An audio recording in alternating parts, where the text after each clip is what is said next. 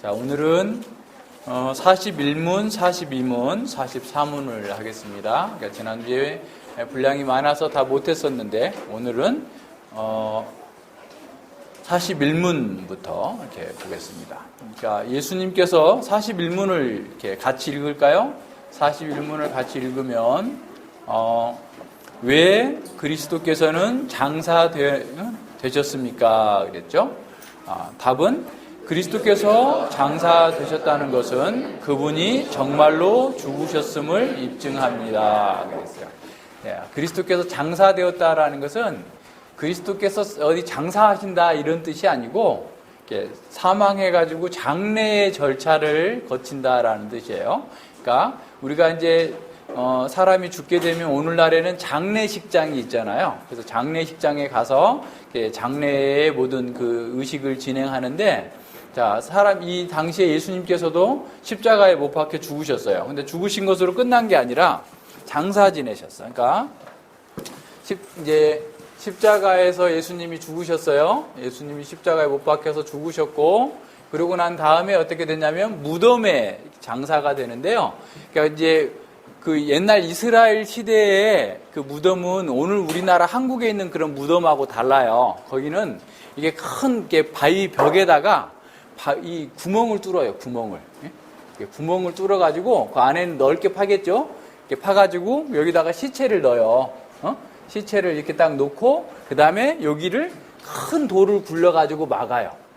돌을. 왜냐하면 시체를 훔쳐가기도 하고 이게 다양한 못된 짓을 하기 때문에. 그러고 난 다음에는 또 어떻게 하냐면 이 큰 벽에다가 하얀 칠을 해놔요. 회칠을 해. 하얗게 이렇게 발라놔요. 시멘트처럼 하얀 시멘트가 있어요. 그거를 발라놓으면 사람들이 멀리서 보고 여기는 바위 같지만 무덤이 있구나. 무덤에서 사람이 시체가 썩으면 어떻게 되겠어요? 냄새가 나잖아요. 땅에다 묻으면은 냄새가 안 날 수 있는데 냄새가 나니까 삥 돌아가라. 그러니까 이 길로 가지 말고 이리 가면은 냄새 난다. 이게 돌아가라. 이렇게 표시를 해놓는 거예요.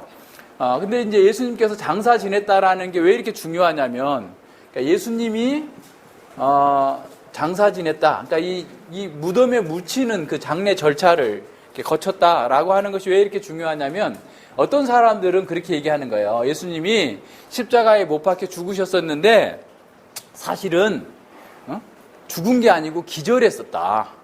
근데 이제 무덤에 들어가니까 무덤은 시원하잖아요. 그러니까 시원하니까 깨어났다. 그래서 예수님이 죽은 게 아니고 깨어났다라고 기절했다. 그렇게 얘기하는 사람들이 있어요. 근데 전혀 그렇지 않아요. 그러면은 우리하고 전혀 상관이 없게 돼요. 왜냐하면 지난번에 봤죠? 예수님이 십자가에 못 박혀 죽었는데 이게 한번 이렇게 못 박히면 이게 한 6시간 이상 이렇게 못 박히셨거든요. 그런데 보통 이제 십자가에서 못 박혀 죽는데 아주 처절하게 죽는 거예요. 손에 발에서 피가 물이 다 쏟아질 때까지 이렇게 서서히 죽어가니까 너무 고통스러운 죽음이죠. 그러다가 잘 안 죽는 사람들이 있어요. 그래서 막 3일씩, 4일씩 안 죽는 사람들이 있어요. 그래서 아마도 이 예수님을 장사하기 전에 다른 십자가에 못 박혔던 사람들은 3, 4일씩 내비뒀을 수도 있어요. 그런데 유대인들이 요청을 했어요. 저놈이, 예수님이 평소에 살아있을 때 내가 죽었다가 사흘 만에 살아날 것이다 라고 얘기를 하고 다녔어요. 그러니까 빌라도한테 가서 얘기를 합니다. 빌라도한테 저 예수라는 자가 평소에 살아있을 때 자기가 죽으면 3일 만에 다 살아날 것이다. 그럼 지금도 이렇게 혼란한데 그가 살아났다고 하면은 더 혼란할 수 있으니까. 그 제자들이 시체를 몰래 훔쳐가놓고 살아났다라고 거짓말을 퍼뜨리면 더 곤란하니까 여기 무덤에다 넣고 군병들에게 지키게 해달라라고 했고, 그 전에 또 한 가지 했던 게 뭐냐면 내일은 안식일이니까 큰 예비일이니까 빨리 시체를 매장을 해야 된다. 저주받은 자는 해가 지기 전에 매장을 해야 된다라고 해서 예수의 시체를 달라고 그런 게, 예수님의 시체를. 그래서 보니까 빌라도가 그러면 백부장한테 벌써 죽었는가 가서 확인해 보라 그런 거예요. 그래서 백부장이 가서 봤더니 다른 사람들 거는 뼈를 다 끊어야지 죽었는데 예수님은 이미 죽어 있는 거야. 그래서 죽었습니다 해서 이 빌라도가 시체를 이렇게 묻게 하고, 근데 누구였냐면 아리마대 요셉, 그죠? 아리마대 사람 요셉이라는 사람이 이 부자예요. 공회의원이에요. 그런데 이 사람이 자기가 묻히려고 파놨던 그 무덤이 있어요. 그러니까 부자들은 우린 지금도 옛날에도 아마 지금은 안 그럴지 모르겠는데 옛날에는 다 사람들이 자기가 죽을 때 묻힐 땅도 사놓고 관도 다 만들어놔요. 그래서 이제 저도 어렸을 때 보니까 저희 할아버지가 한 10몇 년 전부터 관목으로 쓴다. 자기가 죽으면 관목으로 쓴다고 그 합판을 이렇게 해가지고 이렇게 모아놨던 것이 기억나요. 창고에다가 넓은 판을 이렇게 넣어놨거든요. 그런 것처럼 옛날에 부자 아주 좋은 무덤을 만들어서 파놓는 거예요. 근데 예수님은 부자가 아니기 때문에 이 무덤에 묻힐 수도 없었는데 이 아리마대 요셉이 시체를 달라고 그래가지고 자기가 죽으면 들어가려고 했던 그 무덤에 예수님을 이렇게 묻은 거예요. 그리고 이제 돌을 굴려놨겠죠. 그랬더니 앞서 얘기한 것처럼 빌라도에게 대제사장들이 거짓말로 애들이 시체를 훔쳐가가지고 부활했다라고 거짓말할지 모르니까 여기다가 해놓고 인봉 도장 찍어가지고 붙여놓으라는 거야. 벽에다가 돌에다가 어떤 놈이 훔쳐갔다가는 죽을 줄 알아 해가지고 도장을 딱딱 찍어놓으라고.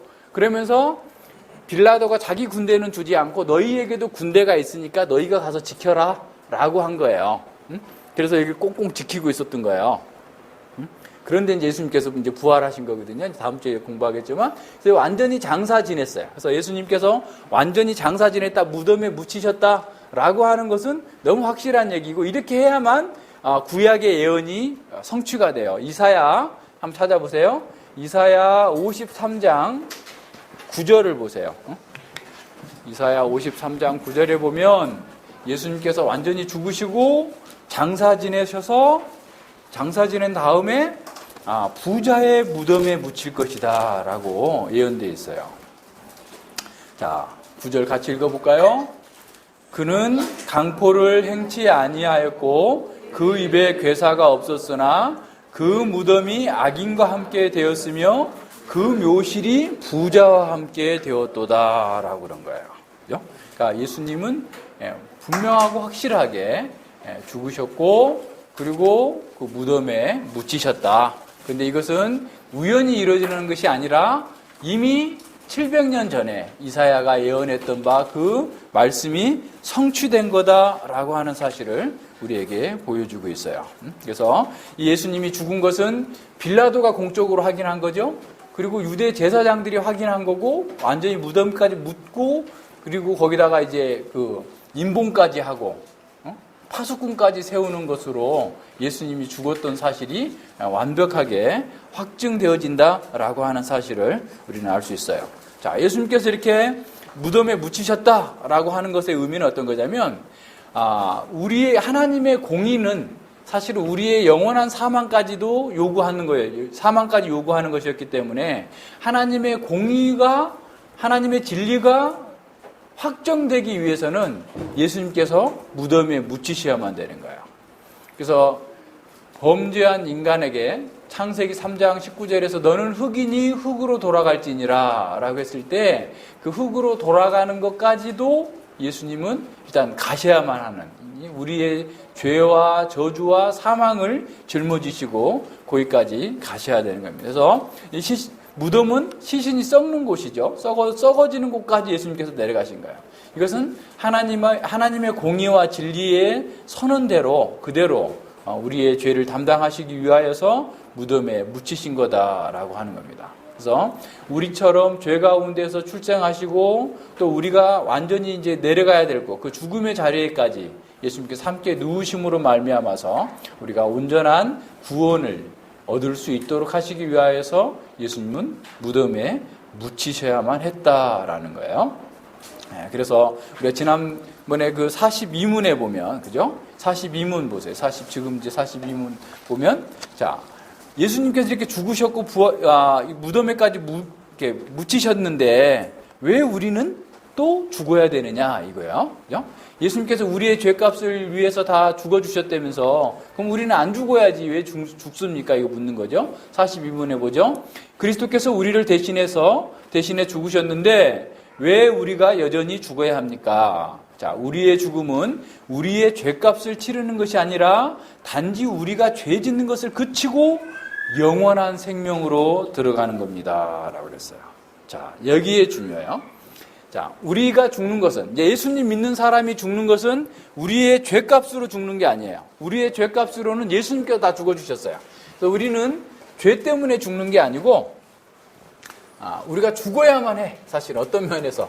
그래야 우리가 이 죄에서 완전히 떠날 수가 있어요. 그래서 믿지 않는 자의 죽음은 저주와 형벌이 기다리고 있는 영원한 심판으로 들어간다면 우리의 죽음, 예수님 믿는 사람의 죽음은 행복의 나라로 가는 죽음이에요, 사실은. 그래서 하나님께로 가는 상태다라는 사실을 기억해야 됩니다. 자, 보세요.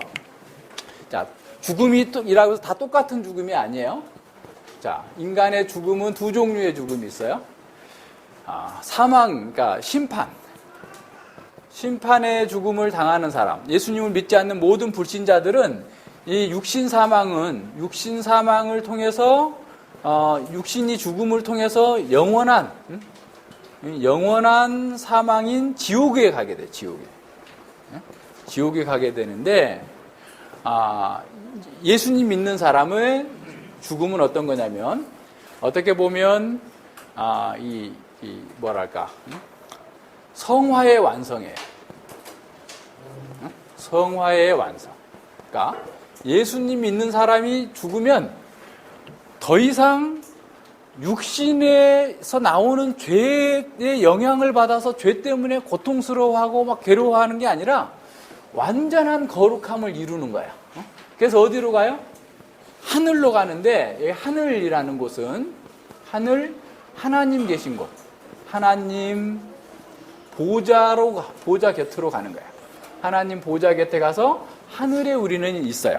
그러니까 예수님 믿는 사람은 사실은 지금도 예수님을 믿을 때 믿음을 가질 때 예수님 믿는 사람은 지금부터 우리는 영생을 얻어요. 영생.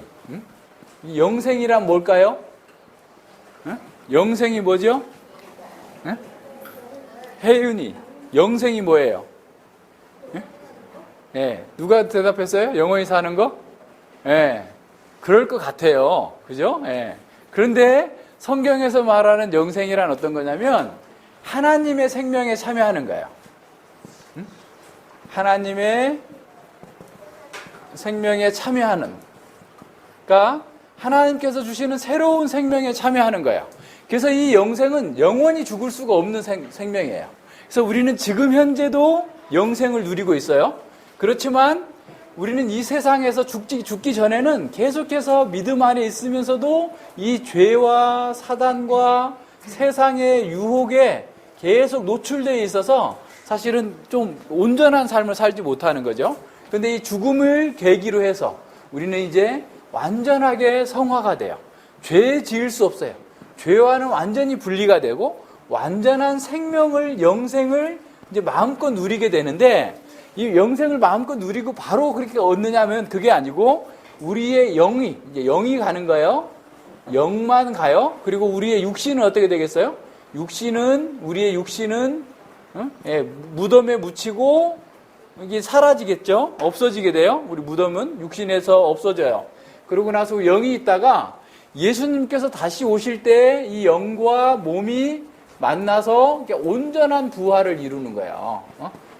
지금은 영의 부활을 우리가 얻었어요. 영의 부활을. 그리고 이제 육신의 몸의 부활을 입어서 완전한 하나님의 자녀로서 완벽하게 가는 거예요. 그래서 우리가 이 세상에서 죽는 것을 두려워하지 않아요. 왜? 왜 두려워하지 않아요? 우리는 심판받지 않기 때문에 두려워하지 않고 오히려 우리가 그렇게 바라던 성화의 완성이 이루어지고 하나님 곁으로 가게 되기 때문에 두려워하지 않아요. 그래서 고린도전서 15장에서 뭐라고 말해요? 한번 찾아봐요. 고린도전서 15장 55절일까요?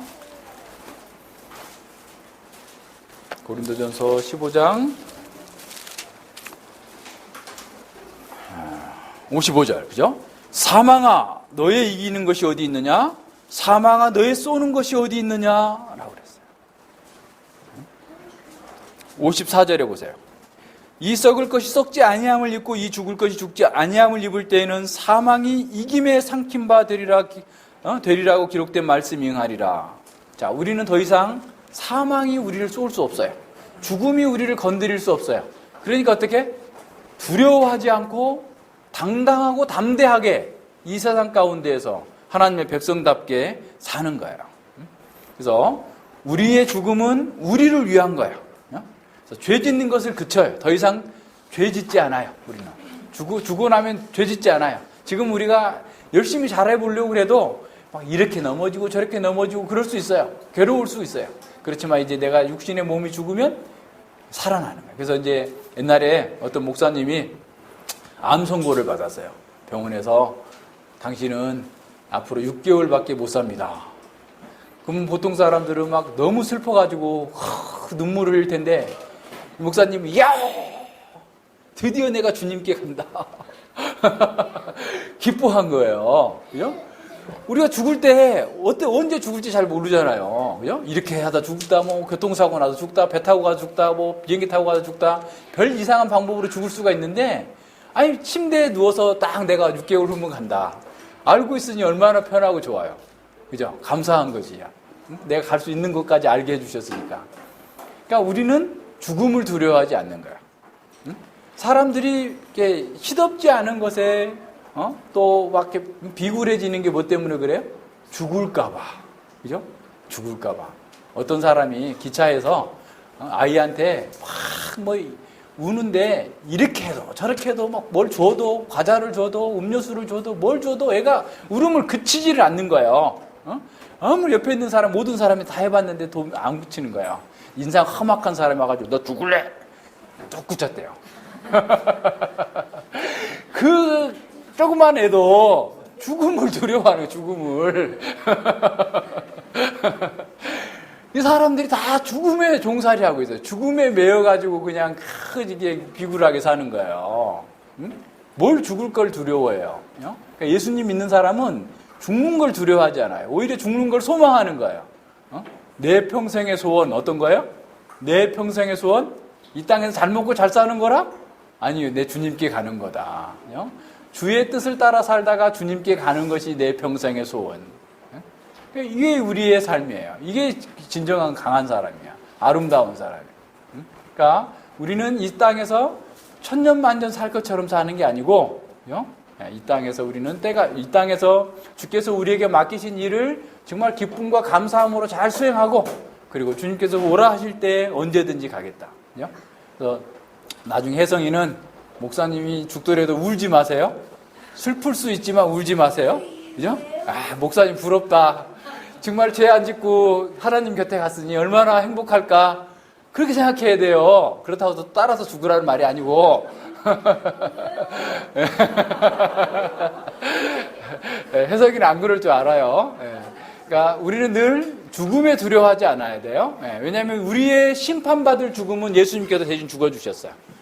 예수님께서 우리의 심판을 다 치러버리셨기 때문에 우리에게 죽음은 더 이상 심판이 아니에요. 하나님께 가는 상급을 받는 은혜의 결과다라고 하는 사실을 잘 기억해야 됩니다. 우리 43문은 지난주에 했죠? 44문을 보세요. 44문이 조금 어렵기는 한데 한번 봅시다. 44문을 보면 왜 음부에 내려가셨습니다라는 말을 덧붙였습니까? 라고 나오죠. 그러니까 자, 음부에 있어요. 음부. 우리말 사도신경에는 음부에 내려가사라는 말이 없는데요. 원래 사도신경에는 음부에 내려가사라는 말이 있어요. 그러니까 이제 왜 뺐는지 어떤 옛날에는 찬송가 뒤에다가 이렇게 사도신경을 붙여놓고 빼기도 하고 넣기도 하고 했는데 그 설명이 없어서 이렇게 사람들이 또 궁금해하기도 하고 막 그랬는데 원래의 사도신경 본문에는 음부에 내려가사라는 말이 있어요. 그래서 이제 이거를 이렇게 표현하고 있는 거죠. 그래서 답은 예수님께서 답은 나의 큰 슬픔과 시험 중에서 나의 주 예수 그리스도께서 모든 고통들, 자, 요대로 한번 볼까요? 자, 나의 큰 슬픔과 시험 중에서 나의 주 예수 그리스도께서 모든 고통을, 즉 말할 수 없는 괴로움과 아픔과 두려움과 고뇌를 특별히 십자가 위에서 철저히 감내하심으로써 지옥의 괴로움과 고통에서 나를 건지셨다라는 것을 내가 확신하고 위로를 받게 하기 위함입니다. 그랬어요. 자, 음부에 내려가셨다라는 말을 이제 이해하려면 음부가 뭔지를 알아야 되겠죠. 그러니까 음부라는 말은 헬라어로 하데스라는 말이거든요. 하데스라는 말은 지옥이라는 말이에요. 그래서 이제 이 지옥이라는 말은 하나님을 믿지 않는 사람들이 하나님께 영원한 심판을 받는 곳, 여기가 하데스, 음부라는 말이죠.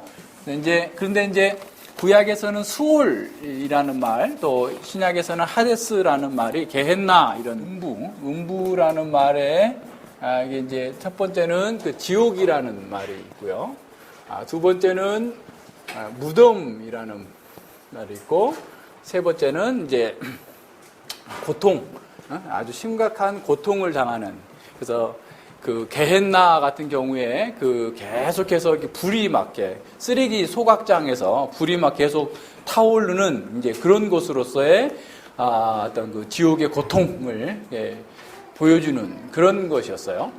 자, 그래서 이제 이 그 그래서 이제 구약에서 이제 수올이라는 말도 때로는 이제 무덤이라는 말 또는 고통이라는 것, 지옥이라는 표현을 쓰는데 여기서 이제 음부에 내려가사라고 했을 때 우리 지금 하이델베르그 요리문답은 칼빈 선생님의 견해를 이렇게 반영을 했어요. 그런데 이제 요 음부라는 것에 대해서 세 가지의 그 견해가 있는데요. 첫 번째는 로마 카톨릭, 로마 교회. 로마 교회는 이 음부를 연옥이라고 해석해요. 음부를 연옥. 연옥이라는 말 들어봤어요? 예. 그러니까 이제 이 사람들은 어떻게 생각하냐면, 자, 이 세상이 하늘이 있고, 그 다음에 이제 연옥이 있고, 연옥이 있고, 그 다음에 지옥이 있어요. 지옥. 이 사람들은 카톨릭에 사는 얘기예요. 그런데 이제 이 연옥은, 그러니까 이제 어떤 사람이 죽잖아요. 이제 죽음을 당하면 이게 자기의 공로가 많은 사람은 한 방에 하늘에 가는 거야. 근데 대부분의 자기 공로가 약한 사람들은 다 연옥에 가, 연옥에. 연옥에 이 가장자리, 이런 데 이렇게 붙어 있는 거야, 이게. 근데 이 연옥의 가장자리에는 두 개의 그 림보라고 하는 게 있어요. 림보. 그러니까 가장자리라는 뜻인데, 그러니까 여기 조상 림보가 있고, 그 다음에 유아 림보가 있어요. 영아 림보. 림보가 있는데, 자, 이 사람들 해석이에요. 그대로 이제 들려줄게요. 그러니까 이제 예수님께서 십자가에 못 박혀 죽으시고 음부로 갔다라는 말은 어디냐면, 여기 조상 연보로 왔다라는 거예요. 조상. 그래서 이제 구약에 있는 성도들은 단방에 하늘에 가지 못하고 여기에 있다는 거예요. 그래가지고 이 조상 연옥에 가가지고 예수님께서 해방해가지고 하늘로 보냈다. 이렇게. 또 영아 림보 같은 경우도 어린아이들이 세례도 받지도 못하고 이렇게 죽어있는 애들 있잖아요. 영아 사망한 애들이 예전에는 많았으니까 그런 아이들이 예수님께서 가서 해방시켜서 하늘로 보냈다라고 얘기하는 거고, 그 사람들이 또 이제 면벌부를 팔았잖아요. 면제부라는 말인데 사실 면벌부예요. 면벌부를 팔았는데 이 면벌부도 해주처럼 열심히 신앙생활한 사람은 어떻게 천국 갈 수 있을지 모르지만 혜성이처럼 딴짓하는 사람은 천국에 바로 못 가고 여기에 있을 수도 있단 말이에요. 그래서 이런 혜성이 같이 이렇게 있는 사람은 누군가 돈을 딸랑 넣어주면, 혜윤이가 돈을 100만 원 교회에다 헌금하면 이 100만 원이 이렇게 치소처럼 돼가지고 100만 원이 툭 떨어지면 혜성이가 푹 하늘로 올라간다고 그렇게 거짓말 치면서 돈을 뜯어낸 거예요, 사람들한테. 로마 카톨릭 교회가. 근데 그것에 대해서 반성도 안 하고 지금까지 지금 진행되고 있잖아요. 그 천주교회가 그래서 문제 심각한 거예요. 아주 엉터리들이죠. 이렇게 해놓은 이런 거예요. 이거는 사실은 이게 말도 안 되는 거예요. 그러나 알고는 있어야 돼요. 왜 카톨릭 사람들이 왜 구원받을 수 없는지, 왜 그렇게 엉터리인지 그걸 알아야 되죠. 그러니까 이런 것들을 잘 생각해가지고 조상림보, 뭐 연옥, 뭐 이 지옥, 이거 연옥은 성경에 나오지도 않는 거예요. 자기네들이 만들어낸 거예요. 그래서 이건 틀렸다라는 거예요. 자, 두 번째는 이제 무덤에 내려가셨다라고 하는 것으로 이렇게 이해를 하는 거죠. 그래서 무덤에 들어가셨고 이렇게 나오니까 그 다음에 이제 개혁파들은 이 십자가의 고통이, 그러니까 이 무덤에 내려간 지옥 고통과 같은 하나님과 완전히 분리되는 심각한 고통 속에 있었기 때문에 음부에 내려가셨다라고 하는 표현을 썼다라고 이해하기도 하는데, 이제 최근에 개혁신학자들은 루터교 견해가 하나 빠졌네요. 그러니까 루터교에서는 실제로 지옥에 갔다라고 해요. 이 카톨릭하고 다르게요. 루터교에서는 아예 지옥에 갔었다. 근데 지옥에 가서 어떻게 했느냐? 그들을 구원해 내려고 간 것이 아니라 그들에게 예수 그리스도의 십자가의 승리를 선포하기 위해서 지옥에 가셨다가 오셨다라고 얘기하기도 해요. 근데 이제 최근에 개혁신학자들 중에서는 그런 루터교의 입장을 따르는 사람들이 많아요. 왜냐하면 베드로후서 3장에 나타나고 있는 그러한 그 본문을 잘 살펴보면 이제 그렇게 해석하기가 좀 더 쉽기 때문에 그래요. 그래서 베드로전서 3장 18절로 22절, 우리 지난번에 베드로전서 할 때도 잠깐 공부했는데, 그것이 이제 그리스도께서 죽으시고 또 하늘에 오르신 것과 그다음에 방주 가운데에서 물 가운데에서 구원받은 그 노아의 여정과 또 예수님 믿는 우리가 선한 양심을 가지고 하나님을 찾아가는 그런 여정들을 동시에 이렇게 보여주고 있어요. 그래서 이것을 하나의 상징적으로 보기에는 좀 더 이렇게 어려움이 있다라고 해가지고 지옥에 갔다 왔다라고 해도 돼요. 그런데 우리가 지옥으로 갔다 왔다라고 해석을 할 때는 어떤 걸 주의해야 되냐면, 가가지고 누구를 구원해냈다, 제2의 구원설이 있을 수 없어요. 이 세상에서 믿고 안 믿고 하나님 나라 가고 지옥 가는 건 여기서 결정이 되는 거야. 지옥에서 더 이상 없어요. 그러니까 지옥에서 승리를 선포하는 거죠. 그러니까 노아 시대에 그 불순종했던 자들에게 그 승리를, 노아가 승리를 선포했던 것처럼 모든 시대에 오고 오는 모든 시대의 사람들을 향하여서, 지옥에 가 있는 사람들을 향하여서 불신자들에게 정죄를 선포하고 믿는 자들의 승리를 선언하는 것으로서 이 지옥 강화의 내용을 이해한다면 그것은 별 무리 없이 우리가 받아들일 수 있어요. 그래서 이런 것들을 잘 생각해야 돼요. 그래서 이제 하이델베르그 요리문답 43원에서는 칼빈 선생님의 그런 그 주장이죠. 그러니까 십자가에 의해서 철저하게 그 고통을 감내함으로써, 음부의 고통을 감내함으로써 지옥의 그 고통을, 우리가 받아야 될 지옥의 고통과 모든 괴로움에서 우리를 구원하셨습니다.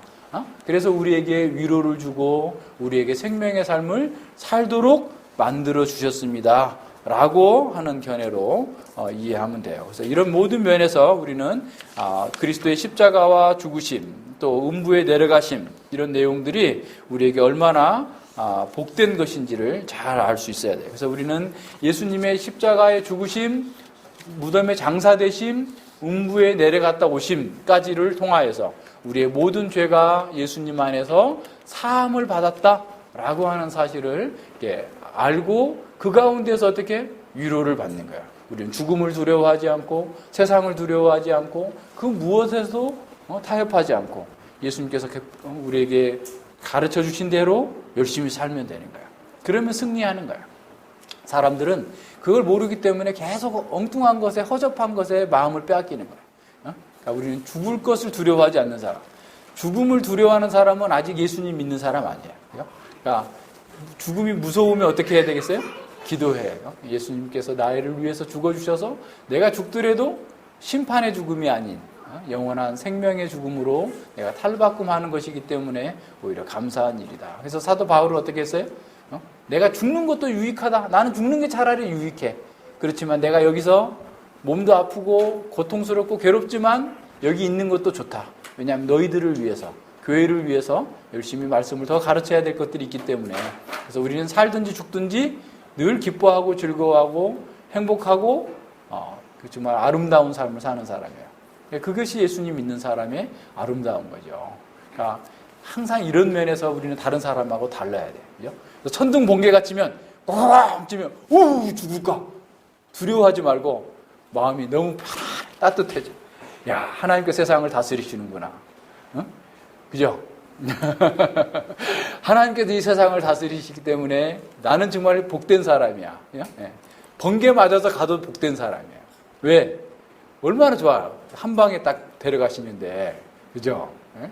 엘리야처럼 한 방에 데려가시면 두려워하지 마. 그렇다고 일부러 또 번개 맞으러 다니면 안 되고, 어떤 사람은 비 오는 날 골프 치고 골프 우산 들고 있다가 번개 맞아서 죽고, 정말 개죽음이지 그거는. 우리는 정말 살거나 죽거나 늘 복된 사람이에요. 그죠? 그러니까 죽음을 두려워하지 말고 열심히 하나님께서 우리에게 가르쳐 주신 대로 살면 돼요. 그러면 우리가 그때 행복하고 정말 아름답고 복된 삶을 사는 거죠. 같이 기도하겠습니다. 예, 하나님 아버지 감사를 드립니다. 우리가 하이델베르그 요리문답을 통하여서 그리스도께서 장사되시고 무덤에 묻히시고 음부에 내려가셨다는 의미가 우리에게 어떤 위로와 기쁨을 주는지를 다시 한번 배웠습니다. 우리가 이 세상 사는 날 동안 늘 주님과 함께 동행하면서 주님 안에서 새롭고 복된 길로 날마다 영생을 누리며 살아갈 수 있는 자 되게 해주셨사오니 우리가 어떤 것도 두려워하지 아니하고 염려하지 아니하고 근심하지 아니하고 주의 말씀을 따라서 담대하게 주님의 길로 나아가는 아름답고 복된 사람들 되게 하여 주시옵소서. 우리도 늘 세상에 시험이 들고 육신의 연약함이 있기 때문에 죽음을 두려워하거나 세상을 두려워하거나 또 여러 가지 것들에 근심과 고통에 쌓일 때가 있습니다. 그렇지만 그러한 모든 것들은 우리의 정체성에 맞지 않는다는 사실을 알고 그걸 털어내버리고 온전히 주의 말씀 가운데에서 당당하고 담대하게 이 세상을 헤쳐나갈 수 있는 아름답고 복된 사람들 되게 하여 주시옵소서. 감사드리며 예수님 이름으로 기도드립니다. 아멘.